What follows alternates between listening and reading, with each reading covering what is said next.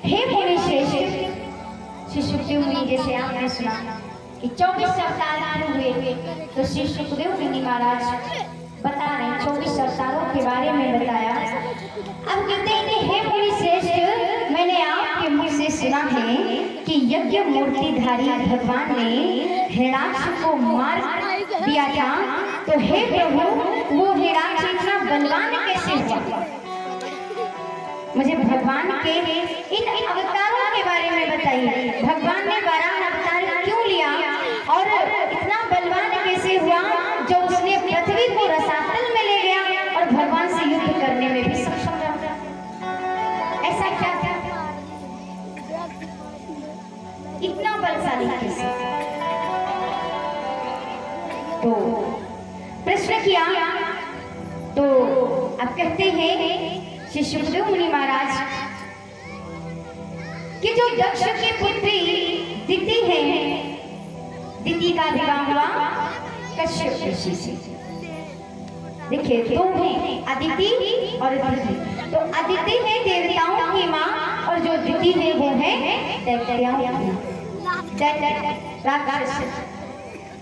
तो कहने लगे जो दिति है वो कश्यप ऋषि की पत्नी है। और एक दिन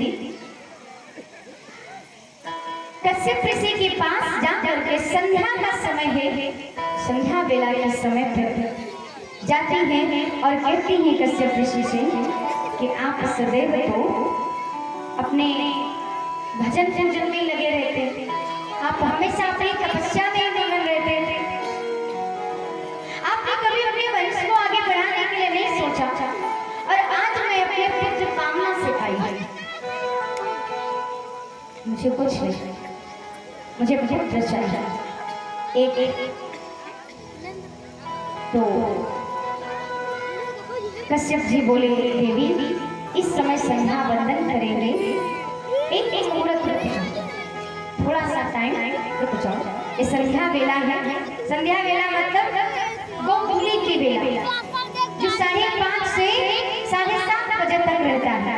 ये एकदम ब्रह्म मुहूर्त के समान समय होता है।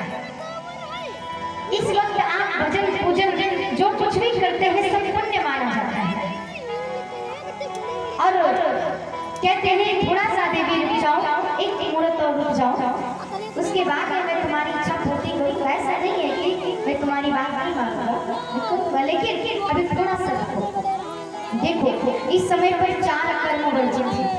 संध्या के समय 4 कर्म नहीं करने चाहिए। एक तो भोजन नहीं करना चाहिए, आहारे जायते व्याधि गर्भ दुष्टच मैथुने निद्रायाम हरते लक्ष्मी स्वाध्याय मरणम। कहा कि संध्या के समय 4 कर्म वर्जित हैं। एक तो आहार नहीं करना चाहिए, भोजन नहीं करना चाहिए, दूसरा मैथुन क्रिया नहीं करना चाहिए, संभोग नहीं, और तीसरा निद्रा नहीं करना, सोना नहीं चाहिए, और चौथा स्वाध्याय अध्ययन नहीं करना चाहिए। विद्यार्थियों के लिए उस समय पर करना चाहिए तो सिर्फ और सिर्फ भगवान का ध्यान करना चाहिए। 4 कर्म बताए, लेकिन कहते हैं कि जब बुद्धि को माया घेर ले, जब बुद्धि पर वासना चढ़ जाए तो उस समय व्यक्ति को चाहे कितना भी समझा लो महाराज समझ में नहीं आता। जहाँ काम वहाँ राम नहीं, जहाँ राम वहाँ काम।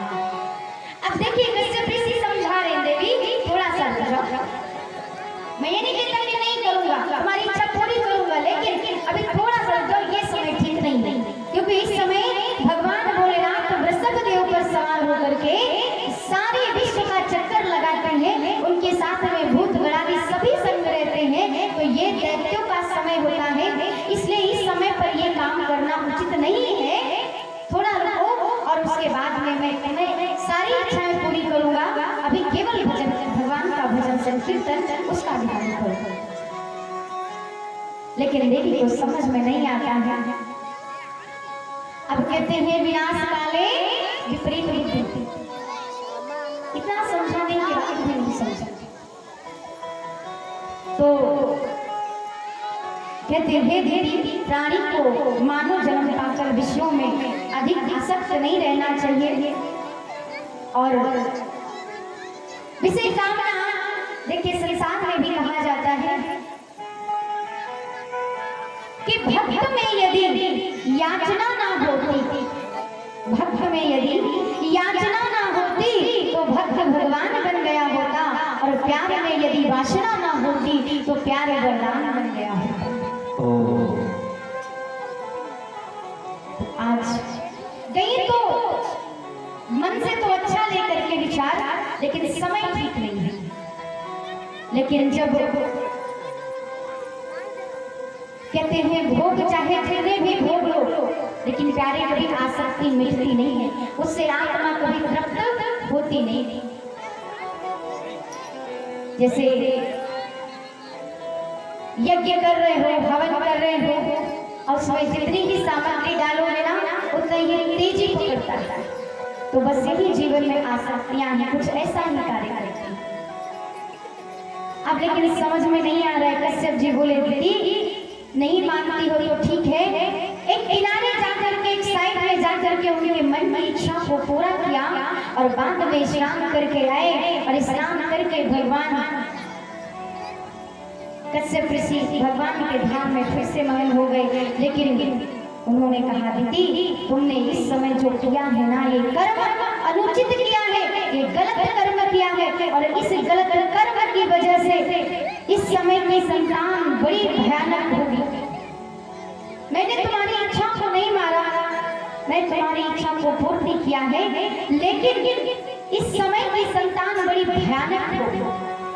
एक नहीं दो दो तुम्हारे पुत्र होंगे, लेकिन वो भी दुराचारी, वो भी अत्याचारी और बड़े अधर्मी पुत्र होंगे। और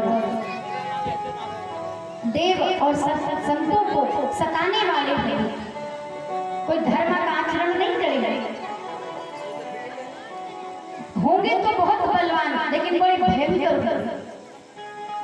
दीदी ने कश्यप जी से प्रार्थना किया, हे प्रभु इतना भयंकर श्राप मत दो।